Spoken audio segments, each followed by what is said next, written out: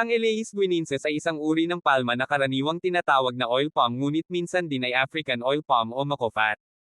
Ito ang pangunahing pinagmumulan ng langis ng palma.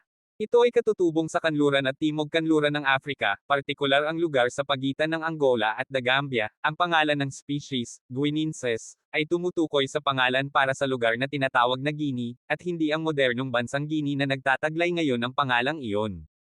Ang mga species ay natural na rin ngayon sa Madagascar, Sri Lanka, Malaysia, Indonesia, Central America, Cambodia, West Indies, at ilang mga isla sa Indian at Pacific Oceans. Ang malapit na nauugnay na American oil palm na E. oleifera at isang mas malayong nauugnay na palm, at Alea maripa, ay ginagamit din sa paggawa ng palm oil. Ang mga oil palm ay maaaring makagawa ng mas maraming langis sa bawat unit ng lugar ng lupa kaysa sa karamihan ng iba pang mga halaman na gumagawa ng langis, mga 9 na beses na higit sa toyo at 4.5 beses na higit pa kaysa sa rapeseed.